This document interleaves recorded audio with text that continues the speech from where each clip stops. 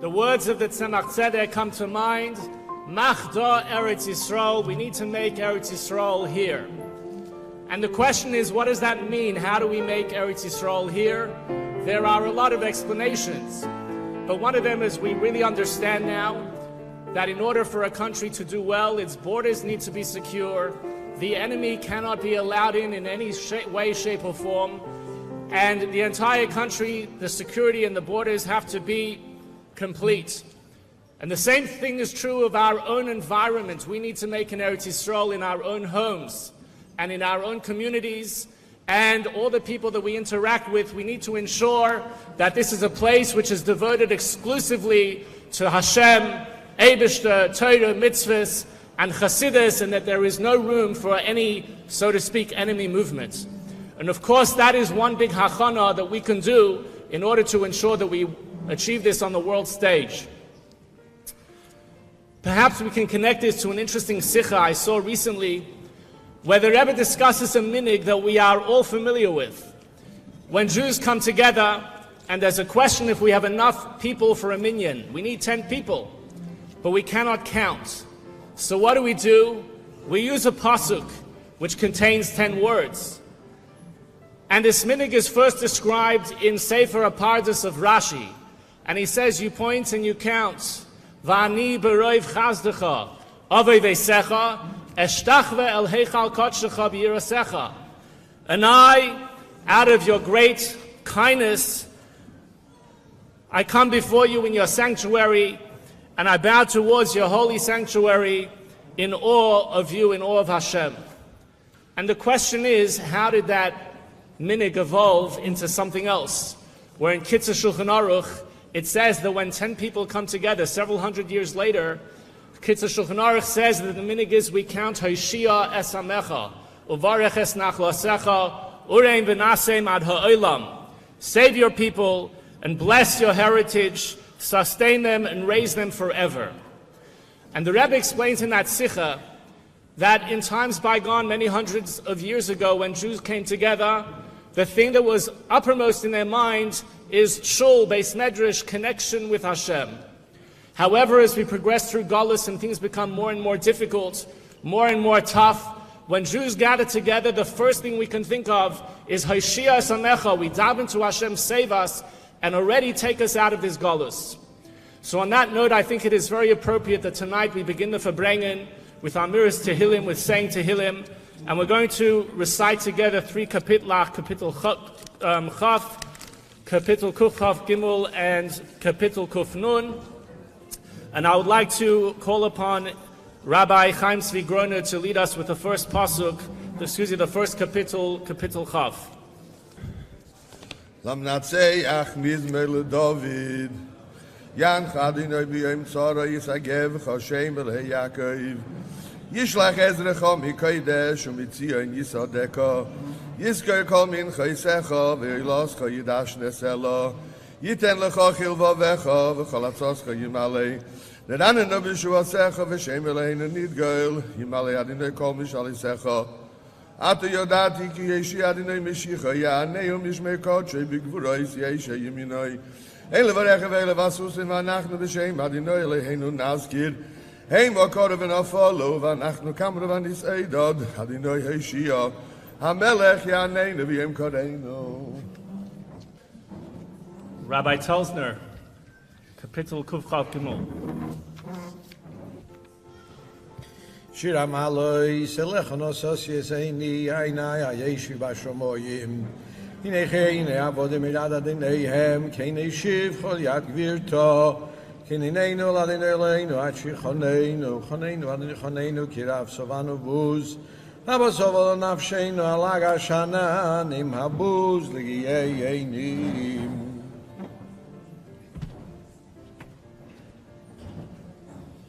Rabbi Yosef Yitzchak Gutnik, kapitel Kuf Nun.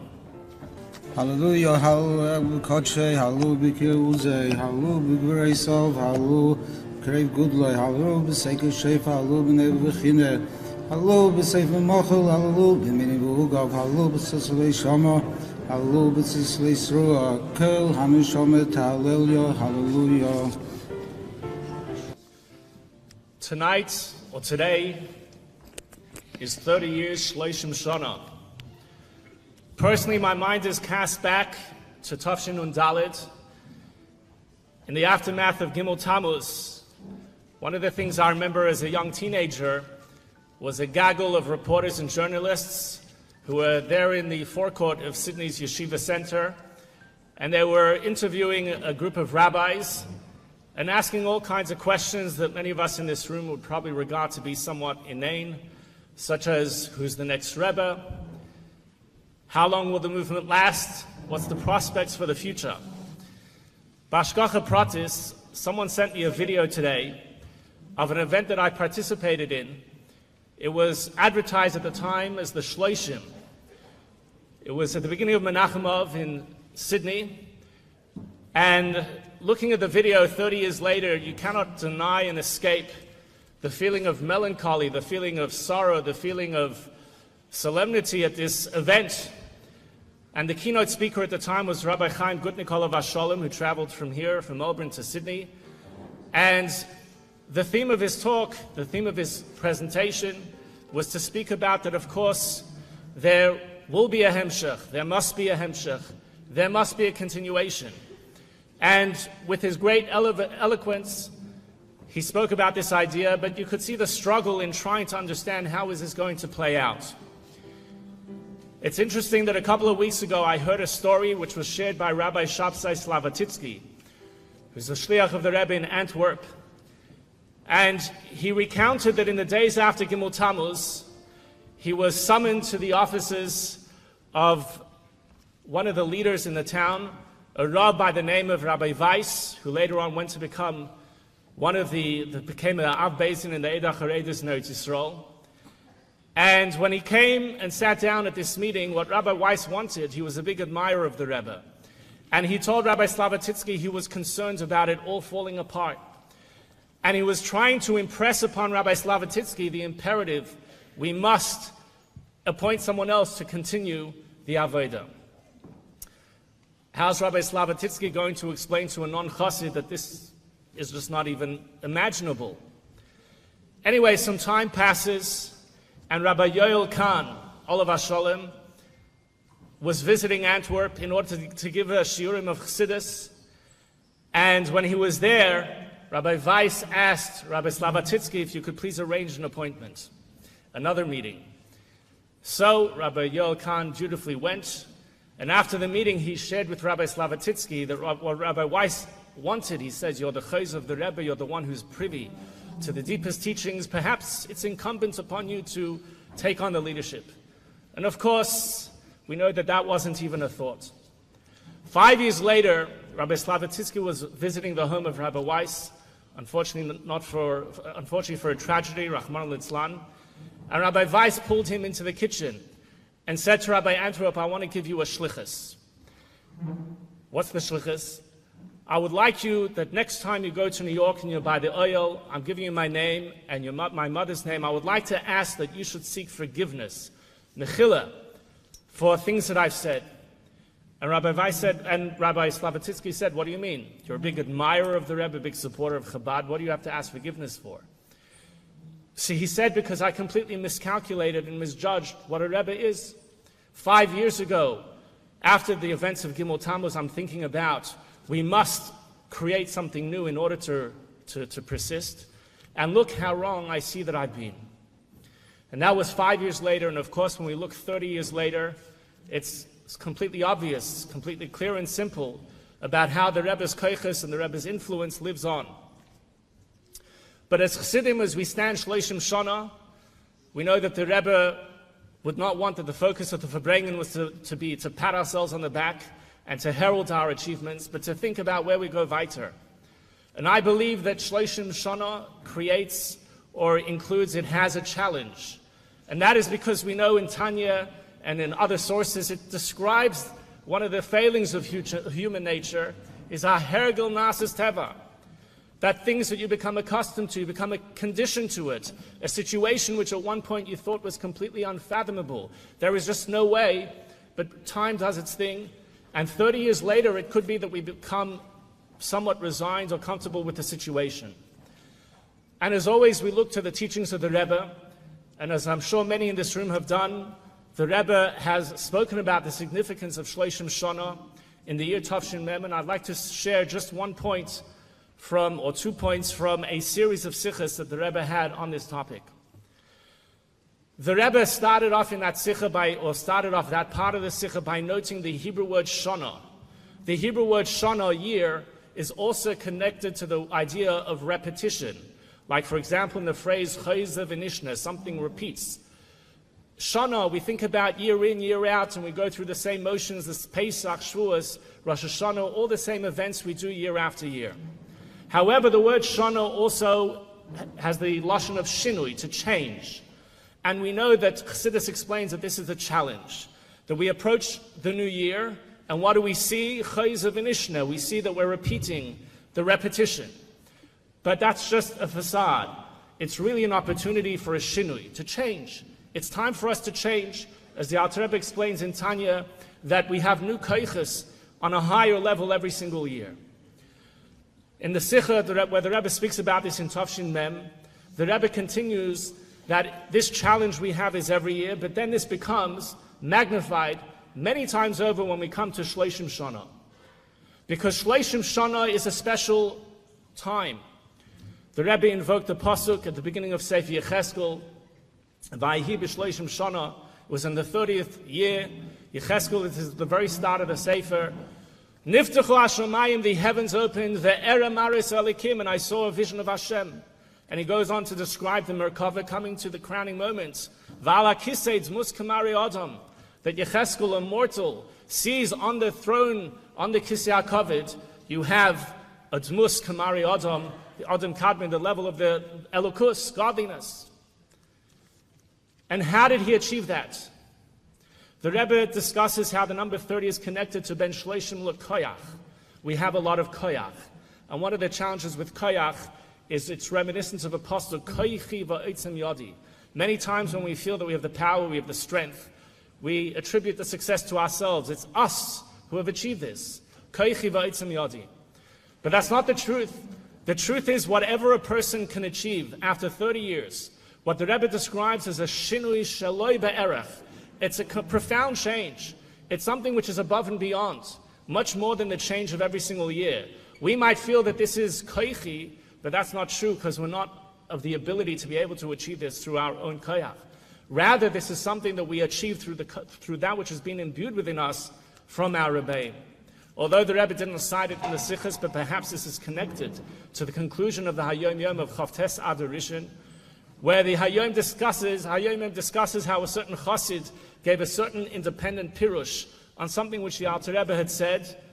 I was going to say it doesn't matter here, but of course it does, because it's a Farbrengen, about the phrase L'chaim v'livracha. And he gave a pshat in it. And how does the Hayom Yom conclude? That the Tzemach Tzedek said, Das ken sagen nor a Chassid, was getan in Avodah and gedavent 30 Jahr.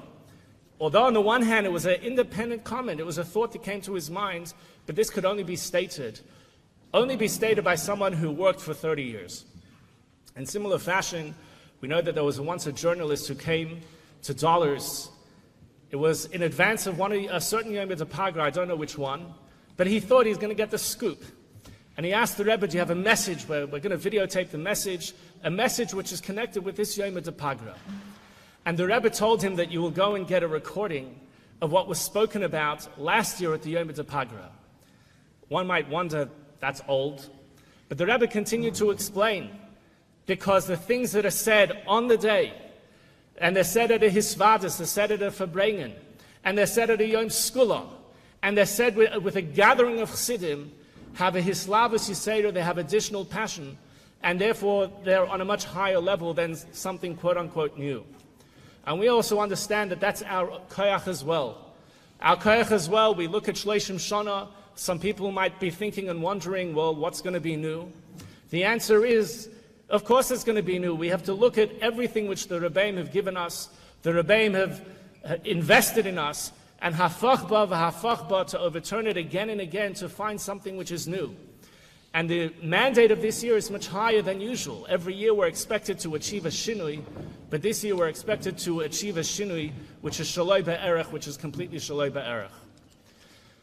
We are at a Chassidish of Farbrengen, and there is a vart, there is a teaching of the Frierdiker Rebbe that one can connect with a Rebbe on various levels. Of course, there's the idea of learning the Rebbe's Torah, there's Yichidus, etc. And the Rebbe, the Frierdiker Rebbe said that one of the highest ways that a Chassid can connect with the Rebbe is to sing a niggin. A niggin, which was given by that Rebbe, where we connect on the highest level, on a level which is higher than Erpnimi and Makif, on a much higher level. So I'd like therefore to begin the Farbrengen with a niggin, one of the nigunim of the Rebbe, and we're going to be led by by Nissi Lankram, a alumnus of Yeshiva Dola and currently back in Yeshiva Dola, and I also want to give him a big yasher koyach for his music throughout the evening.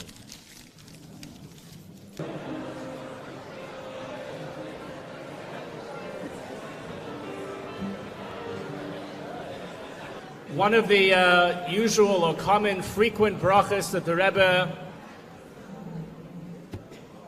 Rebbe would give prior to a Farbrengen is that it should be his vadiyas pe'iliyas, that it should be a Farbrengen that doesn't just inspire the attendees in thought with fresh ideas or inspiring ideas, but rather it should lead to action. So the organizers of this event have put a lot of thought into that, and we've decided already towards the beginning of the program, we're going to focus on Hamaisa Hu Ha'ikar. The deed is the main thing. And I'd like to call upon Rabbi Menachem Lipskier, who is the dedicated director of Tzivos Hashem here in Melbourne, to introduce this mitzvah, to introduce this pu'ula to the entire community. There's an old saying in Gan Yisrael, right before Lichtsinden, as these somehow counselors have to manage to get their whole bunk ready for camp, showered, clean their room, and all the other camp responsibilities. So you can imagine right before Lichtsinden, everyone's in the shower. The few showers that are never left for the staff are packed. And then someone runs by and goes, "It's Shkia, Shkia, Shkia, Shkia." And a second later they go, okay, don't worry, Shkia's over. I remember the words of my mentor, one of my mentors, happens to be my older brother, former YG Shliach Velvel. I was actually on the way to camp that night. He was calling from Melbourne, Australia. And he took a moment, and I was about to board the bus, Gimmel Tammuz. It was a special moment. He really guided me, and I think in very important times. This is the age that I grew up, 11 years old, Gimmel Tammuz, and I got the full wind of it. He was the one tasked with taking me 5 a.m. to the Rebbe's room as my father woke us up. We'd come back from the hospital, Motzei Shabbos, and my father woke us up and actually didn't tell me anything. It was my brother's task to take me by the Rebbe's room. I could tell you it was the closest he ever felt if what the Churban Beis HaMikdash felt like, even for an 11-year-old, when we just knew every moment and any moment the Rebbe is going to take us out of Golos, and all of a sudden our whole world froze. But somehow we were able to continue. Somehow, thanks to the Bachrim, only a few weeks later we were thrown into camp, and the Bachrim were forced, and the girls were forced to all of a sudden face these children, which happened, I believe, had more amunah than the adults. Whether it was the shluchim, with Rabbi Kunin's announcement at the oil, moments as the Aron HaKodesh made it to the oil, people didn't know if they were going to continue their shluchas. It sounded like the plan that Rebbe gave came to an abrupt, frightening end. And when Reb Shlomo calls out and said, "Rebbe, we're going to continue," or whether it was just a regular day chassid that said, "We're going to continue." I remember the Satmar kids laughing at me in a bungalow colony. We hardly had a minyan on Shabbos. A lot of men went back to the city for Shabbos, and a lot of Satmar kids laughing at me and saying, "What's it going to be like? The Rebbe's going to hide for 40 years and then come back?" And I took it And I'm thinking, what are you, crazy? 40 days would be too much. Even as 11 years old, I understood this. But here we are, and somehow we continued. It's not somehow, because hu b'chaim, azari b'chaim, af hu b'chaim. So my brother calls me up, Gimmel Tammuz by night, and he said, Menachem, after a short, quick Farbrengen, I was about to board the bus, and Velvel says, I just want to remind you something. Dalet Tammuz is not after Gimmel Tammuz. It's Gimmel Tammuz and one day. The day's not over.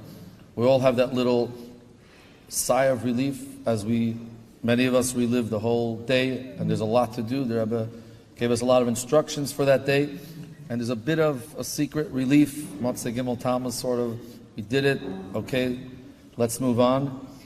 And his words still echo to me, Dalet Tammuz isn't after Gimmel Tammuz, it's Gimmel Tammuz on another day. When it was time to decide for this Farbrengen what the Hachlata will be, a little bit of a different spin. It's usually a massive achana for Gimmel Tammuz. This year was beautiful to see. All of Anash gathered together, learning my Marim. But the decision this year would be that it won't be much before Gimmel Tammuz. Actually, better, let's do it after Gimmel Tammuz. Shleishim Shana. It's a year of Shleishim, as the Rebbe was machadish by Hakel, that it's not just a day of Hakel, one day, but the whole year became a Shnas Hakel. It's something that as Hasidim we have to remember, that it's not just, okay, we did it, we went through it, we went through our checklist, or we went through the motions, or the Farbrengen, but now it begins. It's probably not for nothing that the Rebbe always Farbrenged would make maybe more sense to Farbreng the night before. Every time there was a Yom Depaga, the Rebbe always Farbrengt the night after. And you would think it's proper to Farbrengt the night before, so it can prepare us for this day. But the Rebbe's point was, no, Shki is not over. Now it begins. So this year, something very special was decided. And as a proper achana, there's going to be, as you see on the table, 10 weeks of preparation and preparing for a new year, achana for Rosh Hashanah, and 10 different amazing, whether learning, whether Farbrengens. This is going to be every Thursday night, and the shiurim will be for men and women, and the Farbrengens will be for men, but also will be live. It will be streamed live. It is obviously so appropriate that it's dafke through Torah. That is the way Yidden unite. That's the way the Rebbe showed us. It's dafke through Torah, and that's why the Rebbe came out with the whole Rambam campaign. And it's dafke with the achdus of Chassidim that will bring us to the end. The Rebbe repeated the story that when the Tzemach Tzedek at one point became very ill, and his Rebbetzin Chaim Mushka asked the Rebbe what's going to be. And the Tzemach Tzedek said two answers. He said, number one's from the kinder. The Tzemach Tzedek had great children, obviously starting from the Rebbe Maharash, and each child in his own right became actually a Rebbe. And he said, from the kinder, that's what's going to be. And the Rebbe said, zweitens, we have the Achtus of Chassidim, and that's what's going to get us to the finish line. The Rebbe repeated the story. And the Rebbe said that the first reply is not necessary, is not really applicable, as the Rebbe did not have physical children. So the Rebbe said the only thing that we do have is the Achtus of Chassidim. And perhaps the Rebbe is telling us something else, something deeper, that through the second thing, when Chassidim unite, that's how we become the children of the Rebbe. And with that, we'll make it to the finish line. So it's so important. The Rebbe literally gave everything. The Rebbe promised us the first night of being Rebbe. He will give everything. He will not take a single moment's rest. He's the only Rebbe, including in Chabad Rabbeim, that never took a single day in dacha, in holidays. We all know that Rebbe was once at the Rebbetzin on the grass. In Yiddish, you say holidays, like the countryside, it's called dacha. And the Rebbe was with the Rebbetzin on the lawn. They had a tea for 15 minutes. And the Rebbe looks there and says, Nu, yoytze dacha. We did dacha. That was the Rebbe's dacha. Not for a second did the Rebbe sleep, but that's not all. One of the first sichas the Rebbe told us after Yud Shvat, was about many tzaddikim that swore that they would not go into Gan Eden until Mashiach comes. The Rebbe bring a few examples. But then the Rebbe said, the Frierdiker Rebbe is different because the Frierdiker Rebbe knows when you talk about attaining Mesiras Nefesh, if it's a level you're trying to attain, then you could be bribed in heaven. But if you're a Rebbe, it's not about attaining any type of lofty levels. And the Rebbe said, surely the Frierdiker Rebbe will not will not rest, and even not enter Gan Eden until it all happens. The Rebbe addressed this again a number of years later in 1989.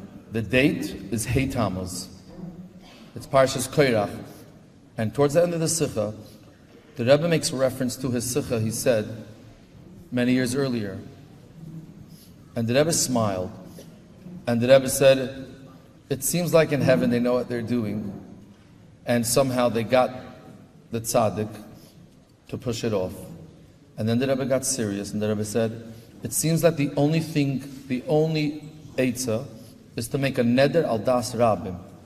A neder on the mind and the conscience of everyone else. And the Rambam Paskins, the Rebbe said, that a neder al das rabbim is unbreakable even if someone convinces you out of it. As I'm told, the Rebbe got quiet at that point and said something to himself. We have to remember as Hasidim, since Gimmel Tammuz Tafshin and Daled, the Rebbe has not rested. Not only from Yud Shvat, that the Rebbe gave in everything of himself, as the Rebbe quotes in Basel Lagani, Mash L'chayev Mineged, perhaps even harder, after Gimmel Tammuz, the Rebbe has not taken a moment break to beseech on our behalf, to look after us, to give us the strength, and give us all that it takes. It's our turn to not sleep anymore. We have to remember that every moment, we can't just do the checklist of Gimmel Tammuz and move on. We have to remember Shloshim Shana. And as Rabbi Lesches said earlier, that Be'ezus Hashem, as the Pasuk says, Vayihi b'Shloshim Shana, and Niftechu Hashemayim ve'edem maris elikim, the year that we will see Gilei Elikus. So it is so appropriate, and I beseech on everyone to tut als was kennt and prepare yourself. It should be what the Rebbe said in his final mimer he gave to us. It can't just be something that the Rebbe pushes at you. It has to be v'yichu elecha. We got to bring the oil, the koyach that Moshe gives us. We need to bring now that oil. We have to internalize it, make it for real. I find it no better way to unite through Torah and Farbrengens. Farbrengens, of course, is the core of every Jewish home, every Hasidic home. And Ayemim actually gives a whole description of how to make Farbrengens, where and when. So I hope everyone is able to join. The way to do that, you have papers. So please sign up. There's a QR code. And please sign up. There will be a raffle for a ticket to be by the Rebbe for Shana. And if you come 7 out of 10, it's obviously going to be on the honesty base. So please register and join. I think there's something incredible that through the ups and downs, the hard times and not, our community has been through a lot. There's something to say about our community that keeps rolling, and I always found that the bracha, perhaps the bracha rests. I know a lot of communities went through what we were going through and almost fell apart, and somehow we keep it together, and I really find because there was never really a strong politics, never really strong fights. There's something beautiful about the achdus of this community. However, achdus is not the lack of fighting. It's really uniting, and with that, we're going to tell the Rebbe back, we shall not either rest or slumber until your dream is realized. And forget about a ticket to the Rebbe for Tishrei. We'll all have that ticket on eagle's wings to the Shalayim HaKodesh, the Beis HaMikdash HaShlishi, in Eretz Yisrael HaShlema, that belongs to every single Jew, with every single last Jew, Va'atem Taluk to Echad Echad, as the Rebbe ends off in his Maimer, V'niske Zenzich mit the Rebbe Dalamata V'hui Galenu. I initially thought that tonight I would introduce a brand new film screening, a Pirsum Rishon. However, instead I do have the privilege of introducing a video that many of you may have seen this past Motzei Shabbos, because it was released already a couple of days ago But I actually think that maybe there's a very interesting hashgacha pratis, very apt, because we've been speaking about the pasuk Vayihi b'shleishim shana, and it was in the 30th year. The pasuk ends Niftechu hashamayim be'erev maris elikim. But what does it say in the middle of the pasuk? It says Vani b'seich hagola. I, Yecheskel, was in the exile on the Har Kvar, on the river Kvar. And the Rebbe, in a number of times, gave a very interesting translation of that pasuk. In Chassidus, Nohar can represent a flow of ideas, just like a river doesn't stop, our thought process doesn't stop. It sometimes happens that you go to someone and you tell him a Nohar, you give him an idea. And how does he respond? Kvar, which is the Aramaic for I heard it already. And the Rebbe says when someone hears an idea and he says, I heard that already, Vani b'seich hagola, then that's a sign that he's in exile, because an idea should never become stale, it should never become irrelevant, there should always be a way, as we spoke earlier, of reapplying this again and again. This film that we're going to show tonight is titled The Ultimate Influencer Is You. And the focus of the video is to encourage each of us to be an influencer. And I think before we show the video, it would be a very opportune time to reflect on the efforts of the pioneering families of our own community here in Melbourne, who are essentially the foundation of our entire community. These were people who rolled up their sleeves and they forged a difficult path forward. They didn't always have an easy time, but they wanted to bring the Rebbe's influence to everyone. In particular, I wanted to highlight today is, of course, the yahrzeit on Gimmel Tammuz of Reb Zalman Sabransky Olav HaSholem. And tonight and tomorrow is the yahrzeit of Rabbi Groner Olav HaSholem. And as I've mentioned in the past years, I think there's no better words, as everyone here is familiar with the Hayom Yom of tonight and tomorrow. And I'll just read a section of it. The one single Chassid student who devotes his heart, his mind, and his soul to Torah and to bolstering Torah, he effects wonders in a large city, in all that city's affairs, in a manner that transcends the natural order. So this is something that we saw of the leaders of the past generation, and this is something which is incumbent upon us to do as well. If I could invite everyone to give your attention to the video screens.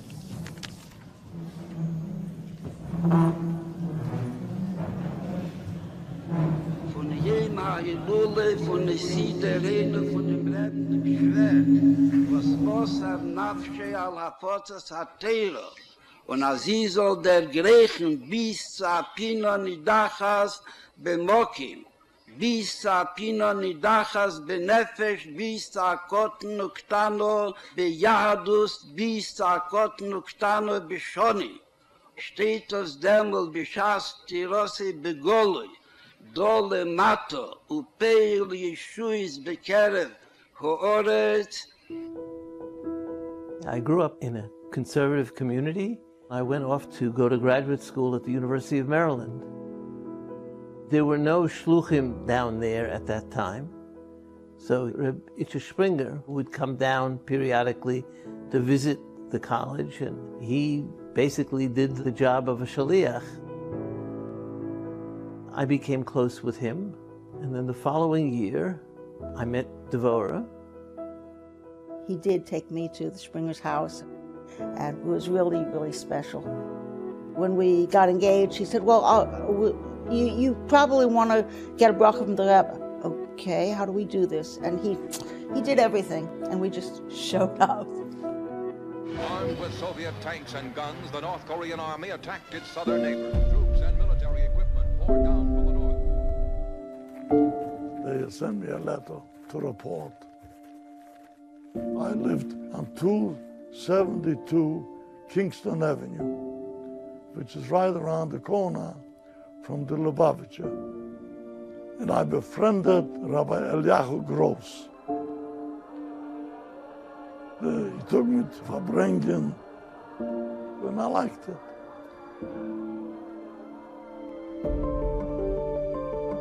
Before I was going overseas, I already had my uniform on, and Eliyahu Gross said to me, Bernie, I'm going to have you meet the Rebbe, and the Rebbe will give you a blessing. NBC television. Having been a secular NBC television producer, totally totally removed from anything Jewish. I decided to take a leave of absence from NBC to seek the truth, the meaning of life. I ended up in Brazil, and there I met a shlucha of the Rebbe, the daughter of the Rabbi of Rio de Janeiro, Rabbi Blumenfeld. She started talking to me, and I suddenly saw it, and my whole life was changed because the Rebbe had sent a shlucha to the most decadent place in the world, Rio de Janeiro, Brazil.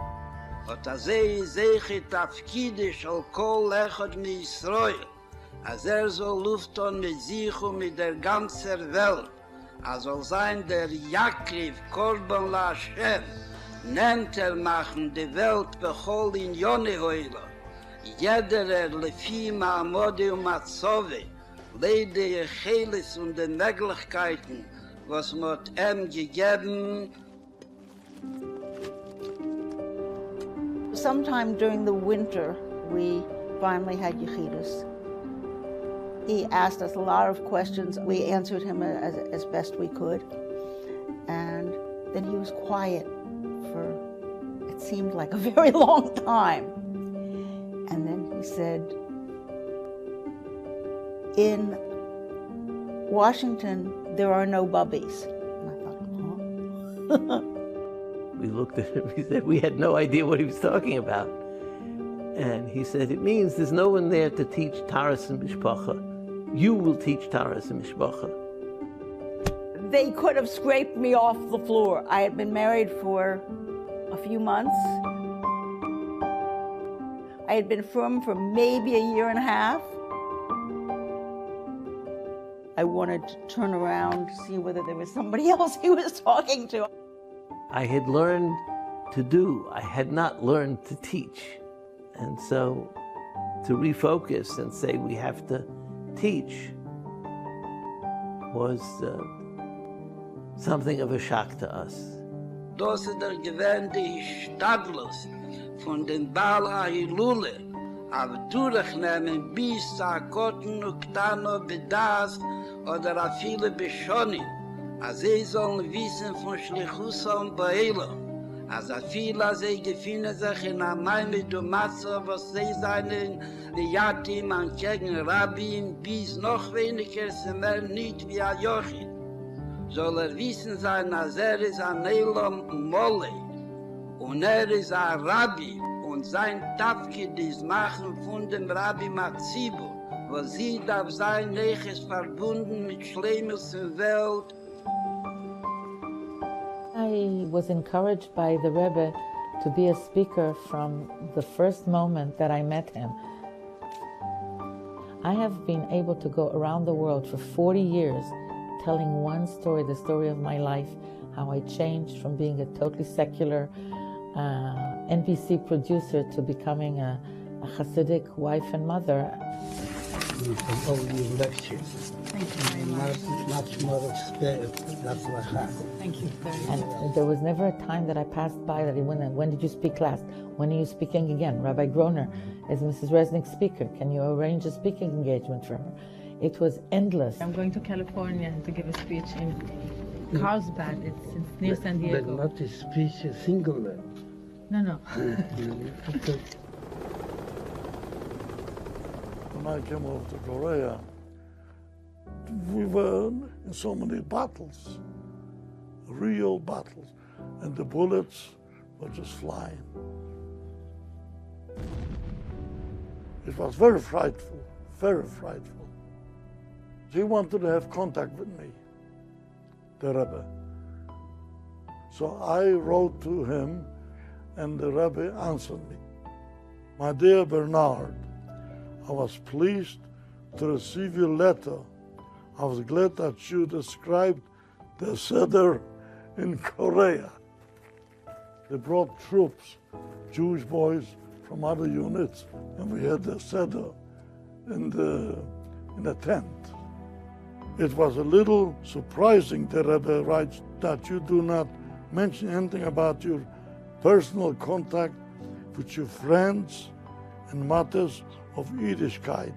For while influenced by good example is effective often enough, it is necessary to make it a subject of conversation whenever possible. I'm looking forward to your next letter. Milachatchile ist gegeben geworden und beschaffen geworden die Welt in Asami Neifen, kedei Ayid beseif kol haderis, wenn gefindt sich in Apino Nidachas bisman oder bemokim, soll sich nicht schrecken vor der Welt und wissen, als der Emisser Balabos von Kol Oilom Kule, kedei der Nefesh Achas mi Yisrael bechol mokim, und bechol Zman soll man mal sein Schlichusei Boelo. What's about the Lesches? In June, I'm going to Lyon and Tunis. In June? I have. Until June? No, we invited my me. job to that. You make one. You make one? Okay. Thank you. Have good news. It's been a remarkable story that has changed the lives of so many people. People have stopped working on Shabbos. People have gone to the mikveh. People have taken on remarkable acts of kindness just because of having heard the story. How your lectures? Baruch Hashem, it was wonderful in Tzfat. It was especially successful. And Das geht durch Schleichim Schono. In der Elmis Alieni wird tegen demelt Ashinui. Shelei be'erech Ashinui Niflo, legabe Dalis in der Yossy Midi Schono B'Schono. Ich davon echt verstandig, als in die alle Joni, was dort sie seine gewähren am Molle, asher Omal Menachem Yemei Chayov, darf zukommen Bazari, bei Talmide, mit Talmide, und die, was wollen werden, Mikanu Lehaba, Zari, mit Talmide. You are certainly not to try to make a blemish on my fame as a teacher. And that means that you will show examples. I am successful in teaching because my pupils or my followers are doing even more than the teachers have asked me.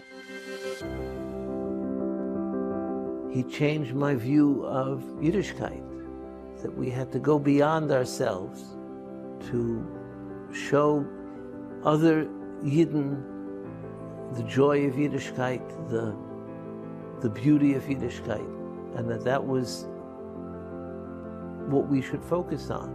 We made a lot of warm impressions on people who we kept up with for decades. It was something very special that I never would have volunteered for. But the Rabbi said, "You can do this." Okay?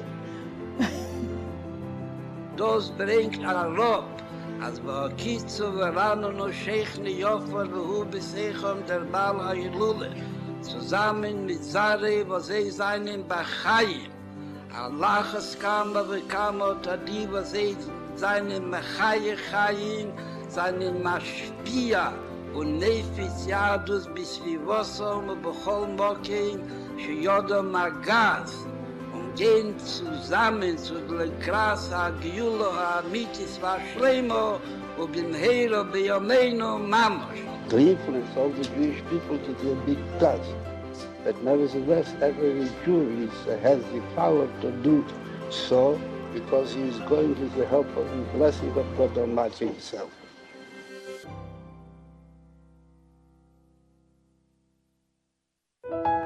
This production is made possible through the generosity of the members of the Gem Foundation. Johannesburg's largest shul, the iconic Sydenham Highlands North Hebrew congregation, and which he accepted with the encouragement of the Rebbe. Rabbi Goldman is widely credited with transforming the shul, in the words of Rabbi Lord Jonathan Sachs, into one of the great synagogues of the English-speaking world. Following 35 years of outstanding leadership, he was appointed Rabbi Emeritus for life. He's also president of the South African Rabbinical Association and often represents the Jewish Yiddishkeit on South African radio and television. With us tonight is also his wife and partner in all of the above, Rebbetzin Rachel Goldman.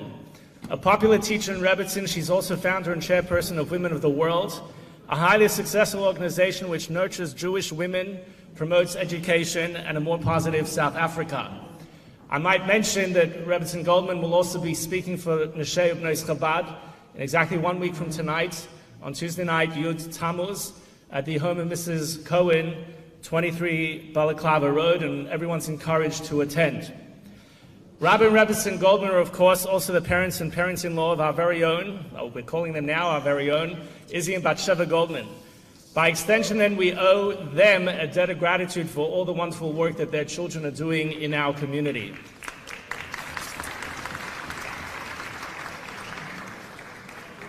This is by no means the first time Rabbi Goldman has visited our shores. I remember during a previous visit, Rabbi Goldman was the main presenter at a conference of the local rabbinate, and he is indeed a rabbi's rabbi, consulted regularly by pulpit rabbis throughout South Africa and internationally. It was during that time that I discovered he had a solution to every rabbinic problem, besides speaking during davening. If he didn't have the answer, I drew the conclusion that perhaps that's not a job for the rabbinate to tackle, but rather for the lay people. It is our great privilege to invite Rabbi Goldman to the podium, and he will share with us his keen insights into the Rebbe's unique philosophy of outreach with Ahavas Yisrael. Thank you so much, Rabbi Lesches, for your warm introduction, for leading this evening's special Farbrengen, and for the invitation. Rabbonim, Shluchim, community leaders, ladies and gentlemen, friends. You're very brave to ask a pulpit rabbi to speak to you and to give a keynote address, because pulpit rabbis sometimes have reputations, you know. Guy walked out of shul in the middle of my sermon. He didn't sneak out the back door. He walked a grand exit down the center aisle, you know. After davening, his wife comes up to me to apologize for her husband. She says, "Rabbi, please don't be offended. He always walks in his sleep."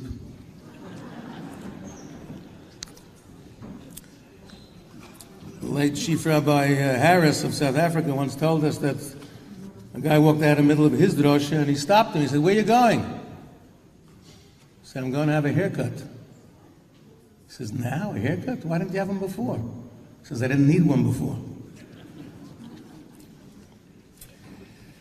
So some people make jokes about Chabad also. There are cynics out there, although less and less and less, and after 30 years, I think the cynics are receding into the distant past, Baruch Hashem. But for years, there were people making snide remarks. We heard earlier Rabbi Lipskier, what's going to be after Gimmel Tammuz. So they say, how many psychologists does it take to change a light bulb? Only one, but the light bulb has to want to change. And how many Jewish mothers does it take to change a light bulb? Well, I'll just sit in the dark, it's okay. And how many Lubavitchers does it take to change a light bulb? Now the light is still on. And that's no joke. That is 100% true. The light, as we know, as we see, as we experience right now here, in this hall of this beautiful Tehillim, an Irva Ein B'Yisrael, Melbourne Chabad community, the light continues to burn brightly, illuminating the whole city, the whole country. Now, when you live far away, it's not always easy to get to the Kinnas HaShluchim every single year, especially your Rov, you have responsibilities. Your most important balabos decides to make a chasana of his kid on Gimmel Tammuz, you know, on the Kinnas HaShluchim date. So it was a few years that I hadn't been, talking quite some years ago. And then it came, and my beloved, lamented Shwager of Moshe Gedlarsky of Sholem did his famous roll call. shluchim of the 50s, the 60s, the 70s, the 80s.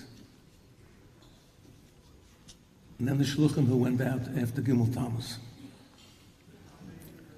And I saw hundreds of younger light, hundreds of young men standing up that they had dedicated their lives to volunteer to join the Rebbe's army after Gimmel Tammuz. It was the first time I saw it with my own eyes in the flesh, and I mamish cried. Before Gimmel Tammuz, there were less than 1,000 shluchim. Today, there's well over 5,000. Which means that thousands of young men and women born after the Rebbe's physical passing, who never saw the Rebbe in person, have gone out on his mission to bring Yiddishkeit and Chassidus to the whole world. Is it an exaggeration to say, Oy Avinu Chai? I've seen the pamphlet on the tables, the whole thing of Yankov Avinu Loy Meis. The Gemara asked, what really, did they bury him in Hebron alive? And the famous Gemara, Mazare B'chaim, Avhu B'chaim, what is the definition of immortality? Now, rabbis speak at Levias and consecrations, unveilings. And I often say, the ultimate inscription is not the one etched in stone here on this tombstone. The ultimate inscription is the one that is etched permanently in our consciousness, and even more so in the way we choose to live our lives. And so 30 years later, the Rebbe's influence keeps growing exponentially. That people who never saw the Rebbe have dedicated their lives to his calling is unbelievable. So you know there's hardly a place in the world left without a shliach. It's very hard today to find a place to go on shlichus where there isn't anybody there already. Excuse me. In my neck of the woods in Africa, you might be surprised to know that there are today shluchim in the Congo, Rwanda, Nigeria, Uganda, Kenya, Zambia, Ghana, and more. I have a young man in my shul in Johannesburg who comes from Scarsdale, and he went to Ghana on some kind of 2-year business thing, not the Peace Corps. And he met the shliach, Rabbi Majeski in Ghana. Today he's a frum young man. A boy from New York had to go to Ghana to meet a shliach to change his life. You can't even imagine what the Jewish world would look like today without the Rebbe and the army that he created. You know, every Yom Kippur before we go to Shul Kol Nidre, we bless our children. Who did the Rebbe bless before Kol Nidre? The Talmidim, the yeshiva students were his children. I will never forget one Erev Yom Kippur before they moved to the shul. The Rebbe still stood at his door and just outside Gan Eden Atachten and gave his bracha, and it was a crush. If you think the Wallabies or the Springboks have a scrum, it was nothing compared to the crush by the Rebbe's bracha on Erev Yom Kippur. One year I was there, just around the corner, straining to hear the Rebbe's words, and the guy next to me's elbow was in my neck. And there was nowhere to move, and nowhere to push him, and nowhere to escape. I thought, this is the end. I'm dying right here and now. Mind you, it's not a bad place to die. You know, Erev Yom Kippur in 70 by the Rebbe's bracha. You know, there are worse places to die, I suppose. But Baruch Hashem, I survived. How many children did the Rebbe have? People say he didn't have any children. But they're wrong. He had millions of children. Exactly 30 years ago, Chief Rabbi Yisrael Meir Lau, Zol Gesund Sein, said, the Rebbe had no children, but he left the whole world orphaned. We are all the Rebbe's children. And please God, we will all dedicate our lives to his life's mission to strengthen Jewish life around the world and prepare the world for his greatest dream, his greatest wish. Moshiach now, Amen, L'chaim.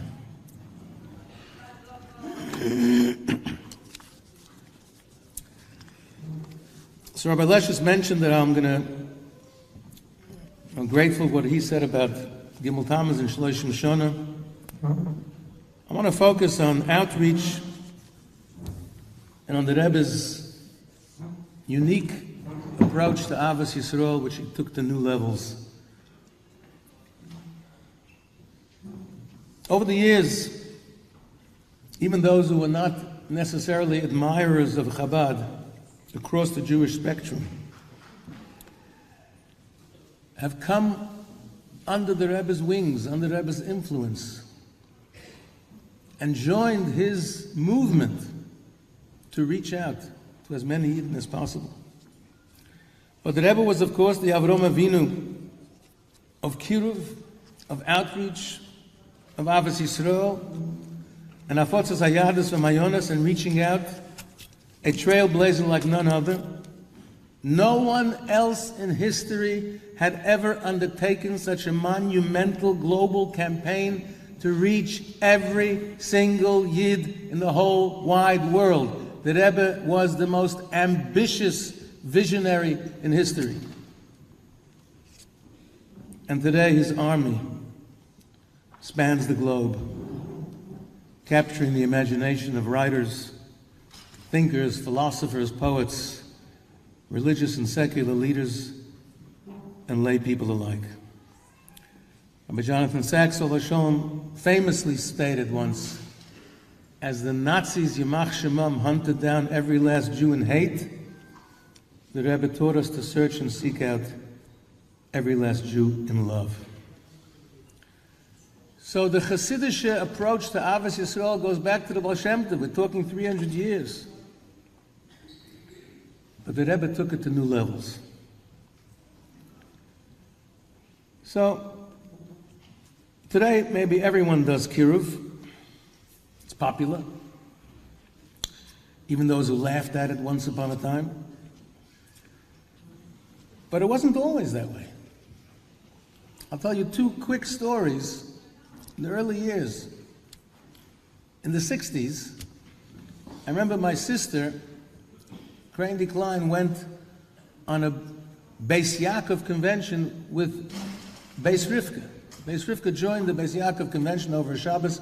I think it was in Baltimore. And every school had to put on a skit, a little act. So of course, the Lubavitcher girls from Beis Rivka put on a skit about Uforatsta, reaching out. The principal of the Baltimore Beis Yaakov found it necessary to get up for the whole crowd of girls and make a disclaimer. This is not our derech. You heard that line? Non-frum Jews will contaminate you, unquote. That was the approach of many in the frum world in the 60s. A famous rabbi in New York, whose name I will not mention now, wrote, and I saw it in writing black and white, arguing with Torah sources, Kavayochel, that the mitzvah of Avos Yisrael does not apply to non-frum Jews, unquote. And he went so far as to show that the argument of Tinuk Shenishbe does not wash either. A well-known Rav, whose name you're familiar with. Today, Baruch Hashem, everyone is on the Kiruv bandwagon, which is what the Rebbe wanted. The Rebbe was not looking for a monopoly. He didn't want exclusivity. He wanted everyone to do the same. He wanted to change the world, and he did. But as we know, others call it Kiruv Rechoikim, drawing in those who are distant, who are far. And the Rebbe countless times, there are videos and videos where he told Choshev Rabbonim, who used that term, Kirev Rechoikim, that he rejected that term, Kirev Rechoikim. It has to be Kirev Kroivim. Every Yid is a Korev. The famous story with George Rohr, the great philanthropist. How he came to the Rebbe once and told him that in his shul in Manhattan, Kehilat Yeshurun, he was very proud to report to the Rebbe that they had just started a new minyan for beginners for Jews who have no background, or Jews with no Jewish background. The Rebbe said, So George Rohr repeated it. And again the Rebbe said, This went on 3 or 4 times. George didn't know what to say anymore. He said it 4 times. What did he do? I mean, the Rebbe suffered from sciatica. He wasn't hard of hearing. Eventually the Rebbe said to him, there's no such thing as a Jew without a Jewish background. Every Yid has a background. Every Yid is a Ben Avram, Yitzchak, Yaakov, or a Basar, Rivka, Rochel, V'Leah.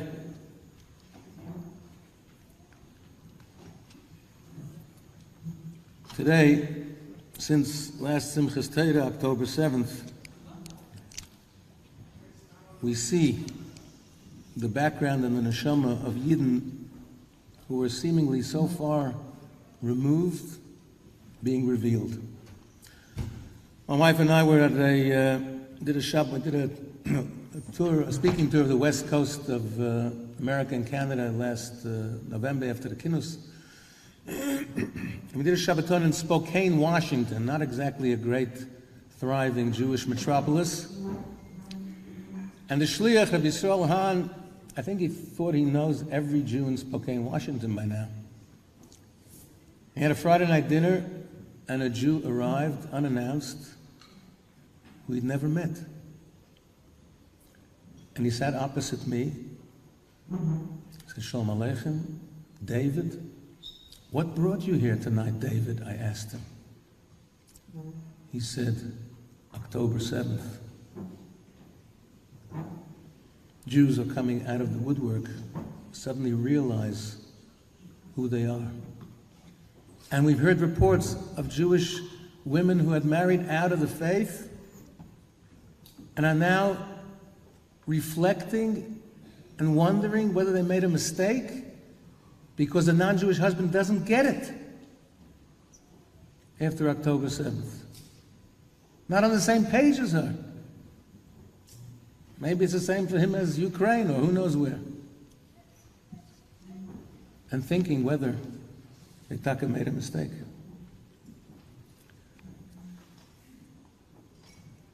The Rebbe had a very special, unique relationship with Eretz Yisrael. We go back to the beginning of Mivtza Tefillin. Remember Lag Boimer parade just before the 6-Day War. Nasser, Yamach Shemom of Egypt, had galvanized the whole Arab world to drive the Jews into the sea. And Israel was not yet established as a military power. And Jews around the world were petrified that Chas v'Shalom would be another Churban, another Holocaust, God forbid. And there was one lone voice in the wilderness, the Rebbe, who told Israel and Jews the world over not to be afraid. There will be a great salvation, he said. One lone voice. And he launched the Tefillin campaign, not just as a mitzvah campaign, but specifically, the nation of the world will see the name of God upon you. This is the Tefillin Shabbat with the shin of Hashem's name. That's what they'll see. We're going to see an Uncle Moshe cap with Hashem's name on it. We're going to see the Tefillin. And it'll strike fear and dread in their hearts, as it did. We saw the film clips of the Egyptian army leaving their tanks and their boots behind and running for their lives. Before the 6-Day War, there's film clips of of Reb Shlomo Goren going with the Parks Department to designate which parks Hoyaloisia should become cemeteries. That's what they were expecting.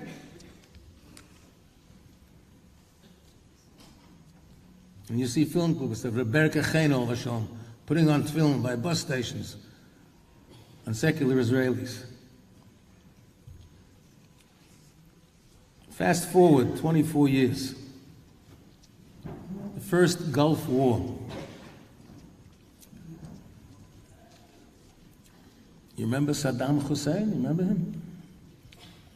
Now we have already new anti-Semites, but then Saddam Hussein was prominent. And Saddam Hussein, Iraq invaded Kuwait, and George Bush Sr. said, if you're not out by the 15th of January, we're going in.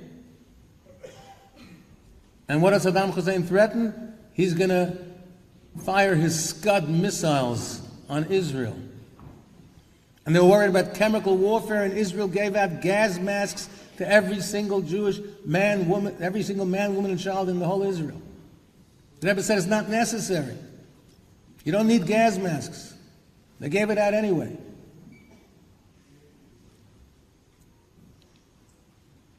So it's Erev, the 15th of January. I prepared a drosha for my Friday night sermon. There's 1,000 people in shul.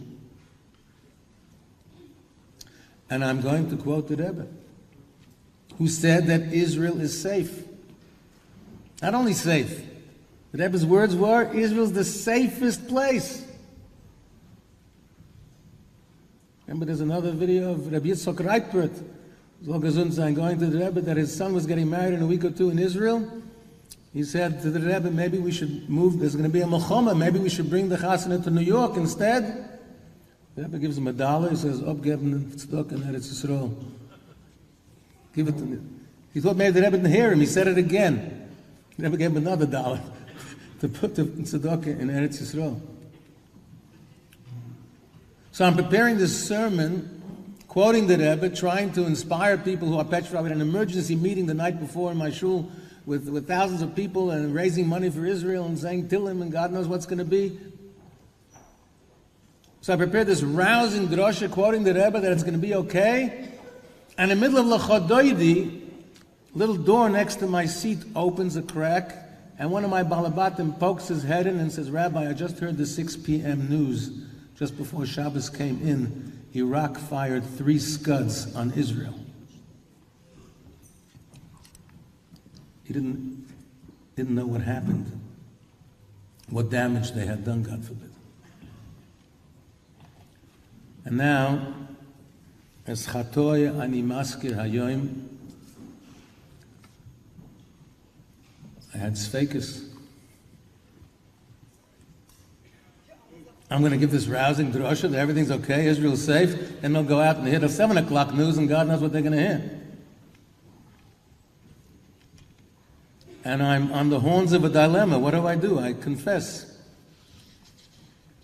I had doubts. Do I go ahead and give the drosha as planned, as prepared? Do I say, sorry, I have laryngitis, no sermon today? Do I go up to my office, to my files, and find an old drosha on the parsha? Baruch Hashem, I overcame my doubts, and I gave the drosha k'moshehu. And we later saw that the 3 Scuds landed nowhere and no damage. And then the next 36 Scuds, 39 in all that were fired from Iraq on Israel, caused not one fatality, not one injury. The South African Zionist Federation was organizing a solidarity mission to Israel at that time during the Gulf War to show support and solidarity for Eretz Yisrael and its people. And because the Rebbe was so strong, I suggested to my colleague, the head shliach, Rabbi Lipskier, maybe we should ask the Rebbe, maybe we should join on this solidarity mission to Israel, based on what the Rebbe is saying. So he asked, and the Rebbe said, Noch ein Hadover. And 6 of shluchim joined this solidarity mission. I took my 12-year-old daughter at the time, Zizi, who's today a shlucha in Cape Town, Zizi Darren, a bas mitzvah present. I took her to the Gulf War. My mother, Allah Shalom, said, are you crazy? taking a 12-year-old girl into a war zone? I said, Ma, the Rebbe said it's safe. Those 5 days in Israel of our solidarity mission, there was not one scud. Went up to Tzfas, I was sitting with Rabbi Elik Friedman. He says, you know, we should organize a scud for you or something, you know. You should see the Patriot defense missiles in action.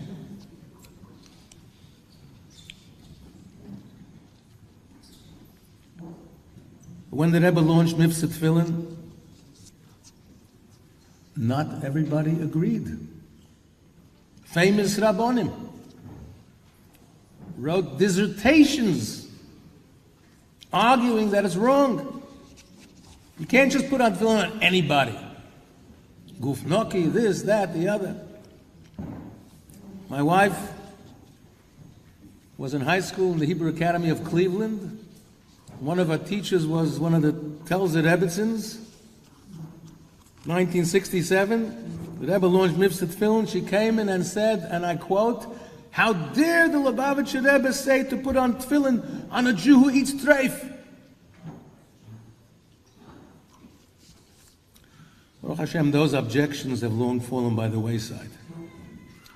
The Rebbe taught us the intrinsic value of every mitzvah, the intrinsic value of every single yid, no matter where he was, no matter where he's going.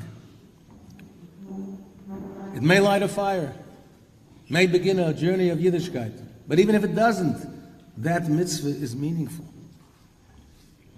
And then came a new level, the mitzvah tank idea, taking the offensive, going out, not waiting for people to come to shul. Rabbis will tell you, if you wait for people to come to shul, you might wait and wait. So we got to go find them on the streets.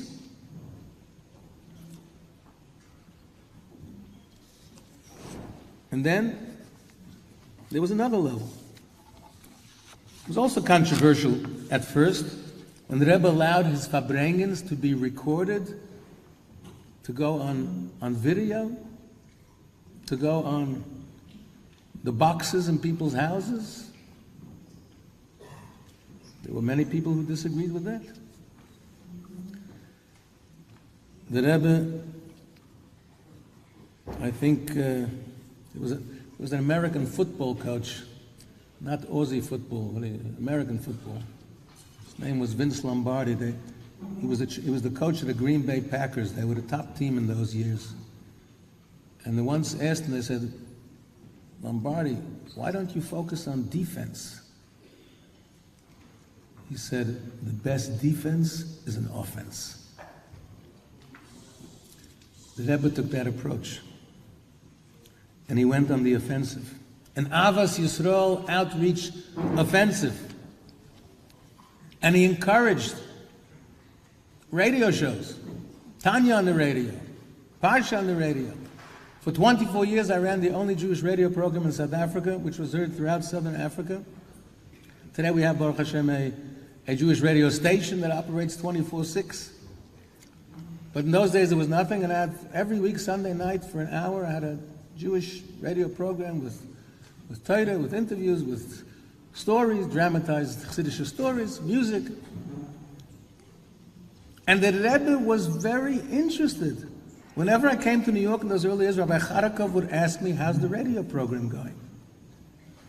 And we knew that Rabbi Charakov was not the most original, creative person. Most of the things that he said came from the Rebbe.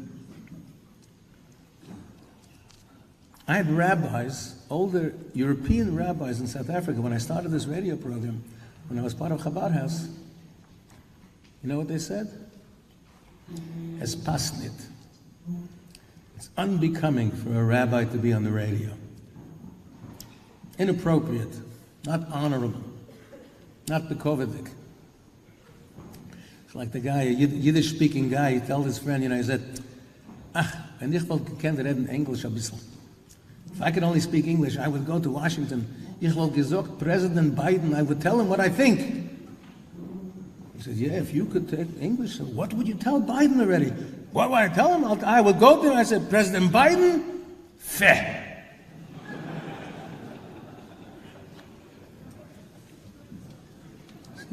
be bilingual for that, you know. These people said feh, that a rabbi's on the radio. But the Rebbe encouraged it very much. Last year, I had such a gratifying experience. You know, for 20 years it was pre-recorded. The last couple of years was live. And you're sitting there in the studio recording, and you wonder, is anybody listening? If it's a live show, you get calls, whatever, but yeah, is anybody listening, you know? And you have doubts. Last year, I'm in my shul Shabbos morning. A guy walks in, I've never seen him before. He has a pretty full beard, a kippah sruga, with a kid who looks frum along with him. New guy comes, I say, Shalom Aleichem, welcome. He says, are you Rabbi Goldman? I said, yeah. He says, I have to thank you. I said, you have to thank me? Have we ever met? He said, no. I said, so what do you have to thank me for? He says, I'll tell you. I was a kid growing up in the suburb called Midrand. There are some South Africans here tonight, my dear friends. They will tell you that they never heard of a Jew who lived in Midrand. I certainly didn't. This young man tells me he grew up in Midrand. His parents were extremely secular. If they ever went to a temple on a rare occasion, it would be Reform. And as he was getting older, he started finding an interest in Yiddishkeit. And he found a Tanakh. And he went up to his mother, he says, tell me about this book. This is our Bible, tell me about it. She poo-pooed it, she dismissed it. She said, it's just a bunch of stories, don't worry about it. So he tells me one Sunday night, he's fiddling with the dial on the radio, and he hears Jewish stuff. He came across, by accident, B'Hashgocha, my radio program. It's called The Jewish Sound. And he became a devoted listener every single Sunday night. And he got a basic Jewish education from the radio program. Until he found a rabbi who took him under his wing. And today he's frum and raising a frum family, his kids in Torah day schools. For a guy who was wondering, is anybody listening? I said, Ari, you made my day.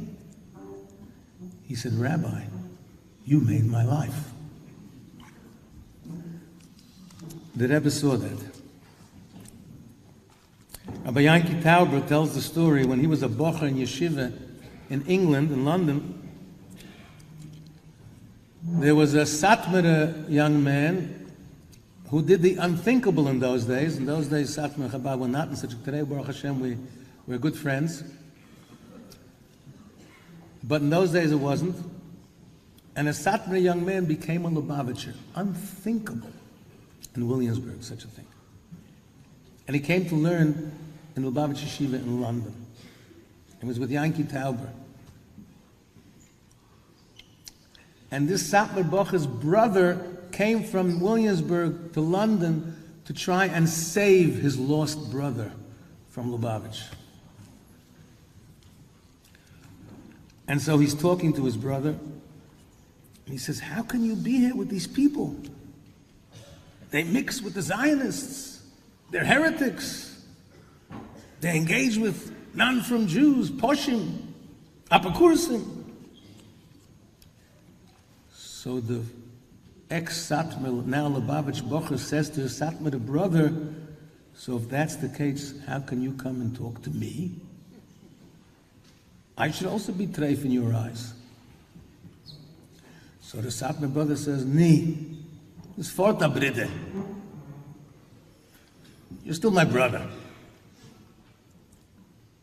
To which his brother responded, I know a Jew who looks at every Yid like his brother.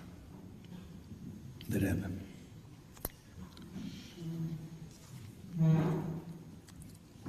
Rabbi Lesches mentioned in his introduction that my first 10 years in South Africa, I came to open the first Chabad house. And 10 years later, the biggest shul in town approached me. I didn't apply for the job. And invited me to become the Rav. because it wasn't just Stam Shul, it was the very prominent shul with 1,100 families, as I said, 1,000 people in shul every Friday night. I felt I had to ask the Rebbe, I couldn't just reject it. And based on the Rebbe's answers, I got very clear answers that my shlichus should change course from Chabad to the Rabbonis. His first answer was, Katzas askone v'rabbone anash al-asar.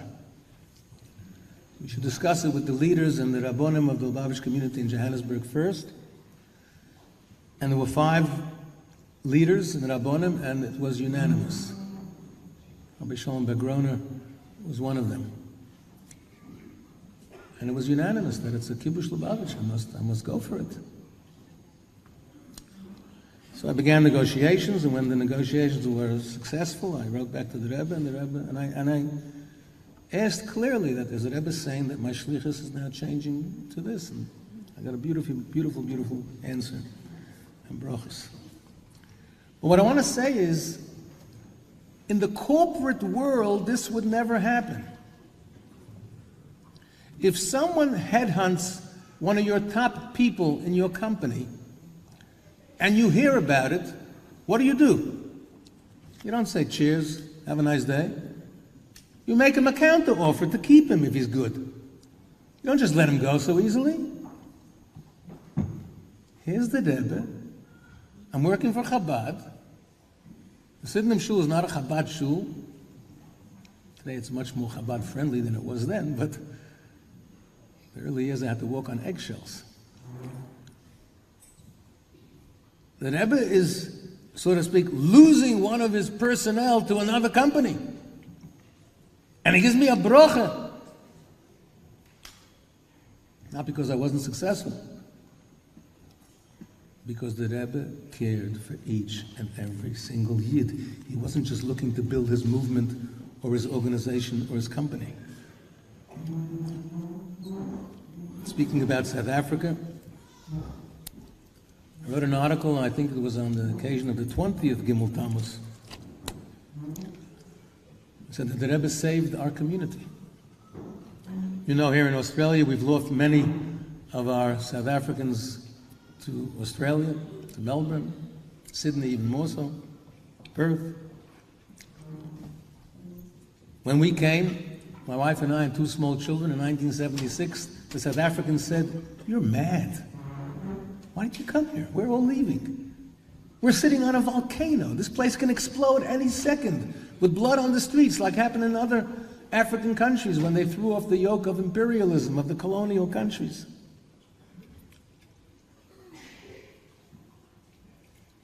When we started our Chabad school, the Torah Academy, we bought a big property in the northern suburbs, a very chashuv place.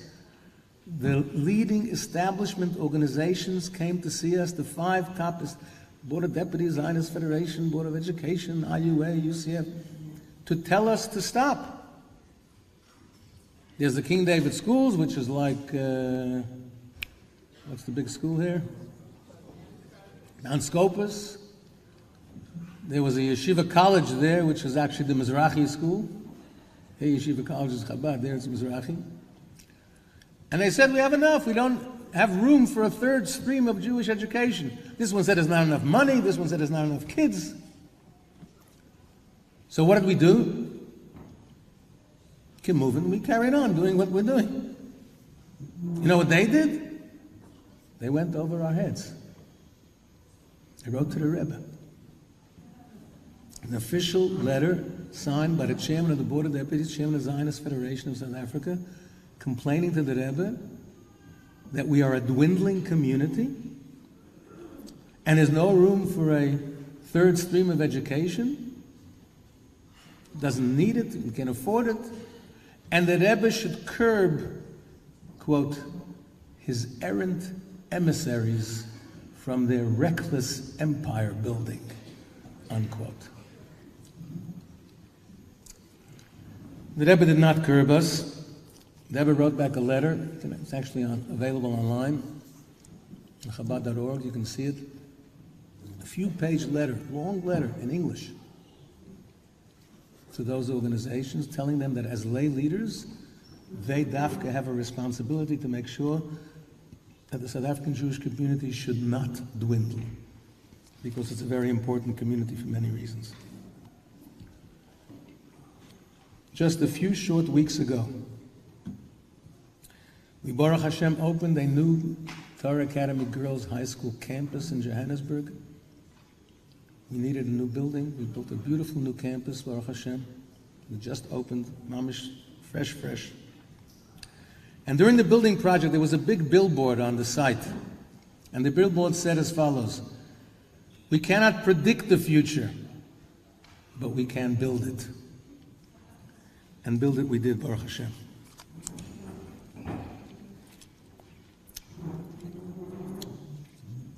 In the Maimer Ve'atu of the Tzava that the Rebbe left us with,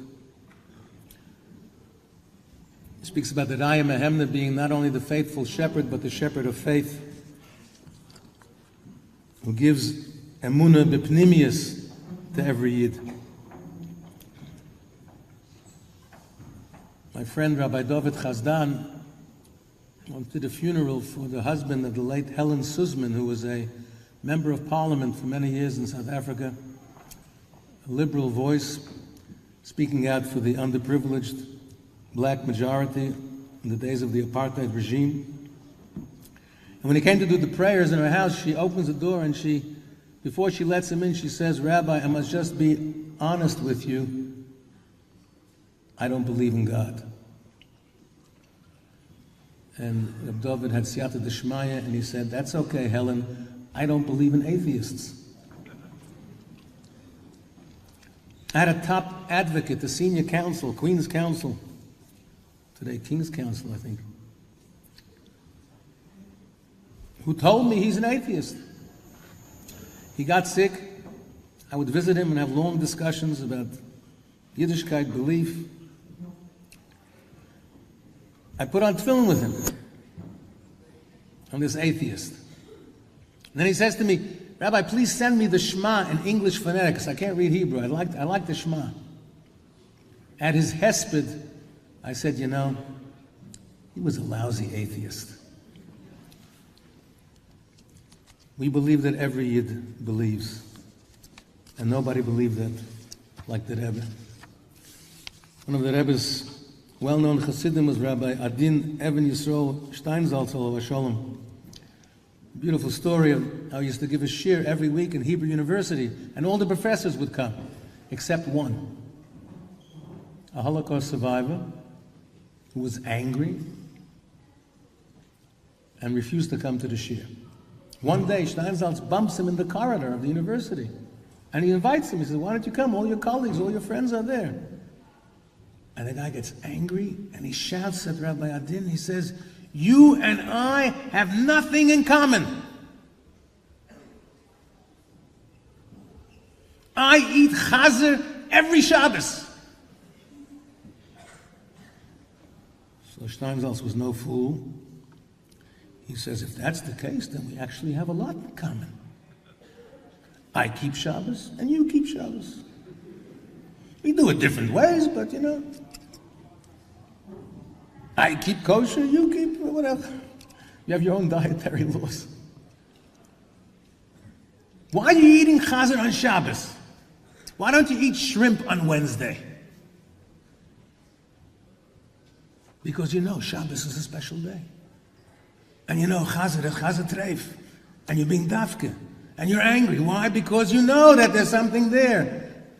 If it was nothing, what are you getting angry about? To his credit, the professor was intellectually honest, and he rethought his position.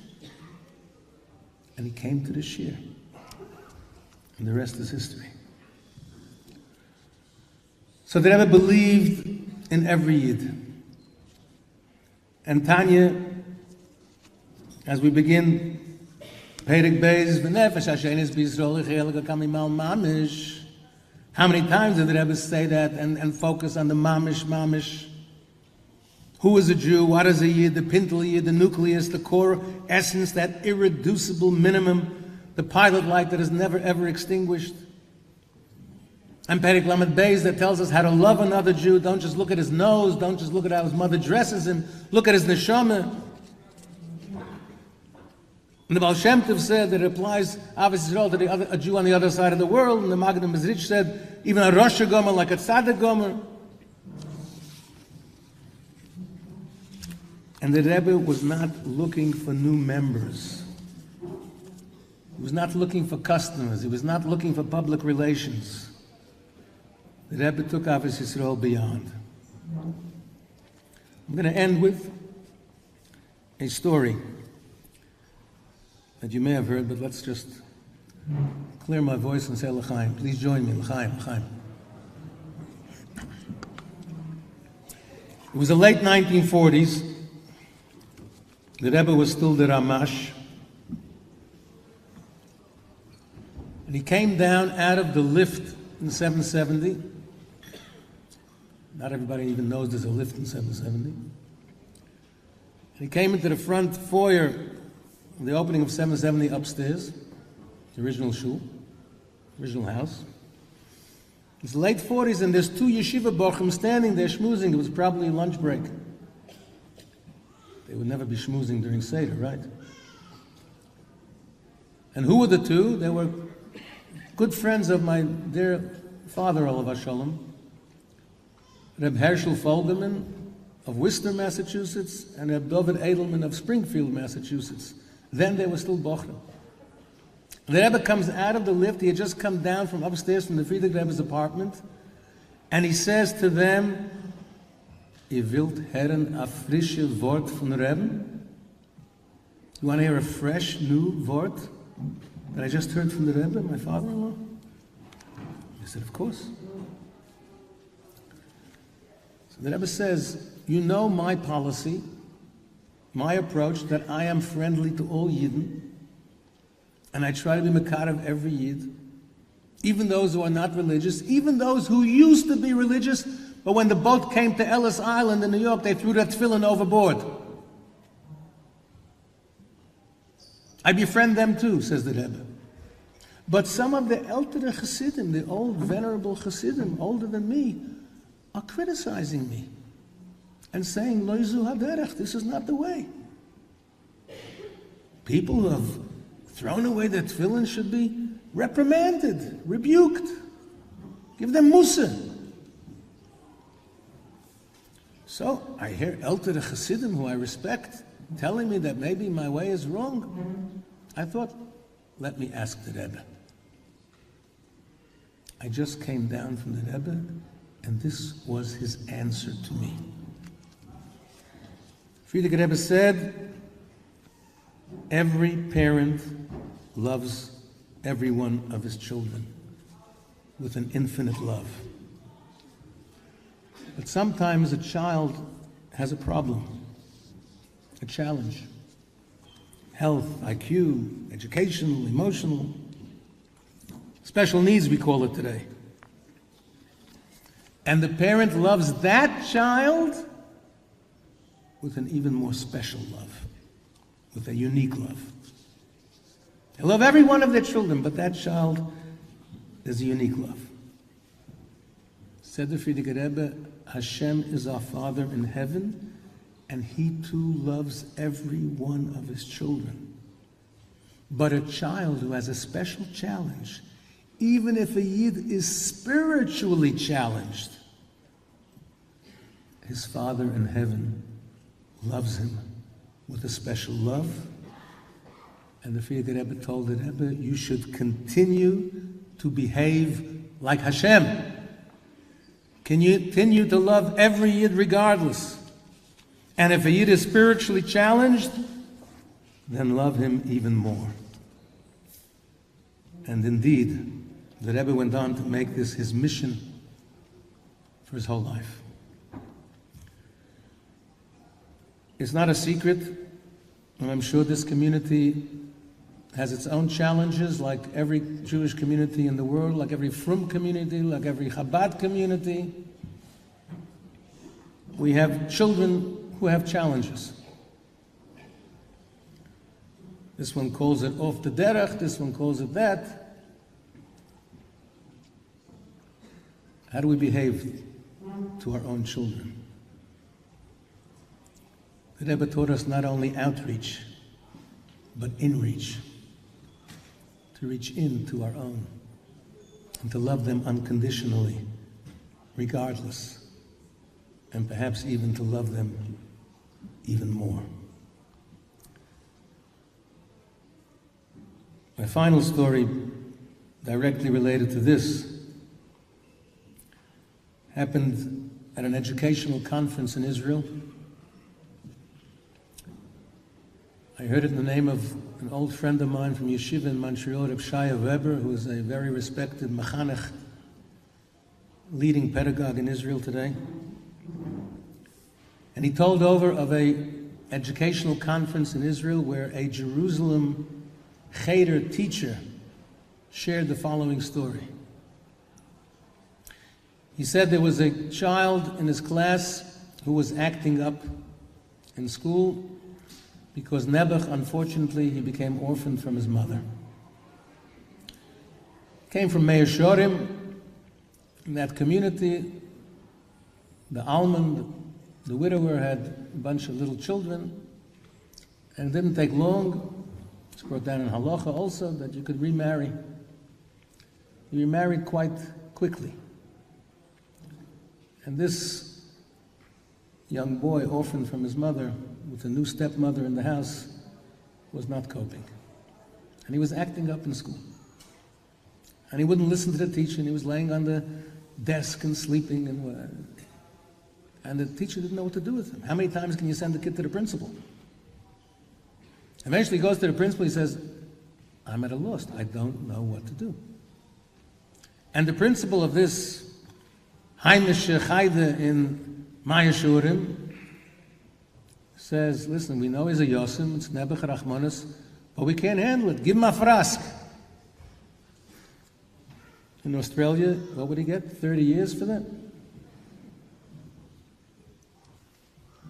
But the teacher could not bring himself to administer corporal punishment on this little boy. So he tried to be more creative. So the kid is laying there on his desk the next morning, and the teacher writes him a note and puts it on his desk. 2 Hebrew words. Ma shlomcha. How you doing? Kid turns around, he sees a note from the teacher. He writes back an answer to the teacher, 2 Hebrew words. Ra li. Things are bad for me. The teacher writes back a 3rd note, 2 Hebrew words. Ani mevin. I understand. I'm not going to tell you that there was an overnight, immediate transformation. But something did happen from that correspondence. And the kid sat up. And the kid listened a little bit. And participated a little bit more. And slowly, gradually, slowly but surely, he became a regular, functional member of the class.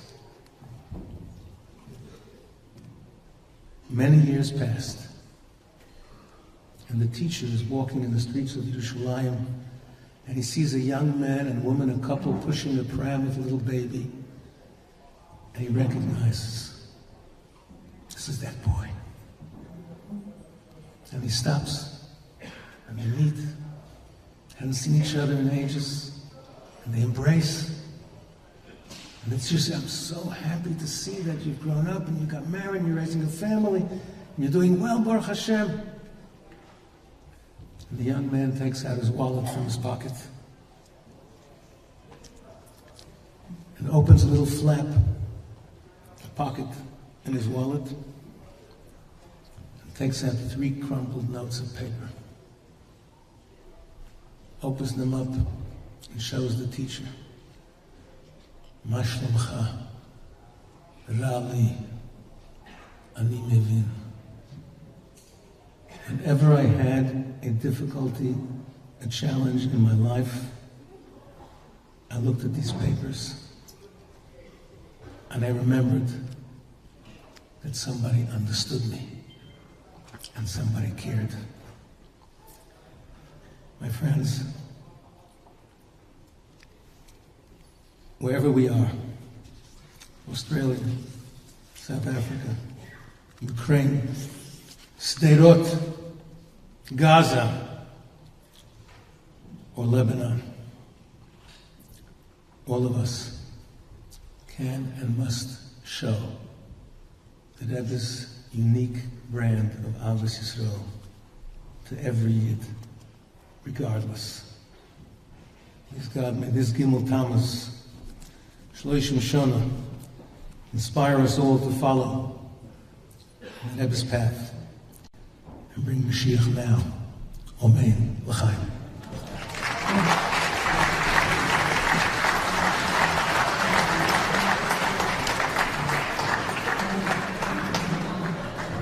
Thank you, Rabbi Goldman, for your thought-provoking words and for schlepping to this side of the world, although it's both the southern hemisphere, to Farbrengen with us.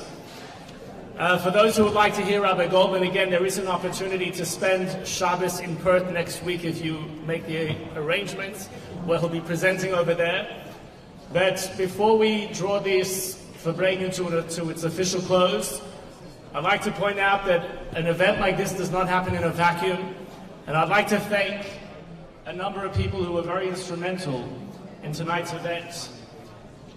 First of all, to Avram Adalist, because he really gets the lion's share for it, and Mel for supporting him in tonight's event. To Mati Rabin, Yossy Herbst, the entire Young Yeshiva committee, Dan Goldhirsch, and all the sponsors advertised on all tables, especially to Solomon's Kosher Butcher. We really appreciate their input. And of course, the most important Hishtadlus, the most important partnership is everyone who came out tonight. And I just would like to conclude, we mentioned earlier the Pasuk, Vayhi B'Shleishim Shana. It concludes, Niftuch HaShamayim Ve'era Maris Elikim, which, as the Rebbe spoke about, is revelation, which is of course what Mashiach is coming to bring into this world. We should be zeicher to the ultimate Hisgalus with Mashiach, take of Miyad Mamish.